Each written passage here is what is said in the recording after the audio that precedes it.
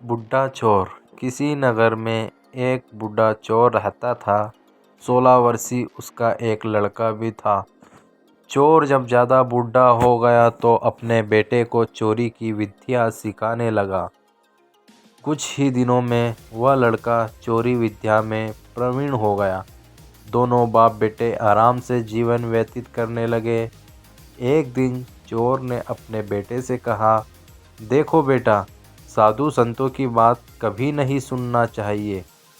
अगर कहीं कोई महात्मा उपदेश देता है तो अपने कानों में उंगली डालकर वहाँ से भाग जाना चाहिए, समझे? हाँ बापू, समझ गया। एक दिन लड़के ने सोचा, क्यों ना आज राजा के घर पर ही हाथ साफ कर दूं। ऐसा सोचकर उधर ही चल पड़ा। थोड़ी दूर जाने के बाद उसने देखा कि रास्ते में बगल में कुछ लोग इकट्ठे होकर खड़े हैं। उसने एक आते हुए व्यक्ति से पूछा, उस स्थान पर इतने लोग क्यों एकत्रित हुए हैं? उस आदमी ने उत्तर दिया, वहाँ एक महात्मा उपदेश दे रहे हैं। यह सुनकर उसका माथा ठनका। उसका उपदेश नहीं सुनूंगा। ऐसा सोचकर उसने अपने कानों में उंगली डालकर वहाँ से भाग निकला। जैसे ही वह भीड़ के निकट पहुँचा, एक पत्थर से ठोकर लगी और वह गिर गया। उस समय महात्मा जी कह रहे थे, कभी झूठ नहीं बोलना चाहिए। जिसका नमक खाए उसका कभी बुरा नहीं सोचना चाहिए। ऐसा करने वाले को भगवान सदा सुखी बनाए रखता है। यह दो बातें उसके कान में पड़ी। वह झटपट उठा और कान बंद करके राजा के महल की ओर चल दिया। वहां पहुंचकर जैसे ही अंदर जाना चाहा कि उसे वहां बैठे पहरेदार ने टोका, अरे कहाँ जाते हो तुम? कौन हो? उसे महात्मा का उपदेश याद आया। झूठ नहीं बोलना चाहिए। चोर ने सोचा, आज सच ही बोलकर देखे। उसने उत्तर दिया, मैं चोर हूँ, चोरी करने जा रहा हूँ। अच्छा जाओ। उसने सोचा, राजमहल का नौकर होगा, मजाक कर रहा है। चोर सच बोलकर राजमहल में प्रवेश कर गया। एक कमरे में घुसा। वहाँ ढेर सारा पैसा तथा जेवर देखकर उसका मन खुशी से भर गया।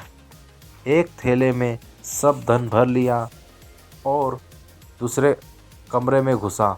वहाँ रसोई पर घर था। उनके प्रकार के भोजन वहाँ रखे हुए थे। खाना खाने लगा। खाना खाने के बाद वह थैला उठाकर चलने लगा कि तभी फिर महात्मा का उपदेश याद आया, जिसका नमक खाओ उसका बुरा मत सोचो। उसने अपने मन में कहा, खाना खाया, उसमें नमक भी था, इसका बुरा नहीं सोचना चाहिए। इतना सोचकर थैला वहीं रखकर वापस चल पड़ा। पहरेदार ने फिर पूछा, क्या हुआ? चोरी क्यों नहीं की? देखिए, जिसका नमक खाया है उसका बुरा नहीं सोचना चाहिए। मैंने राजा का नमक खाया है, इसलिए चोरी का माल नहीं लाया, वहीं रसोई घर में छोड़ आया। इतना कहकर वह वहां से चल पड़ा।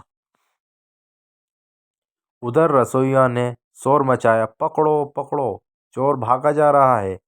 पहरेदार ने चोर को पकड़कर दरबार में उपस्थित किया।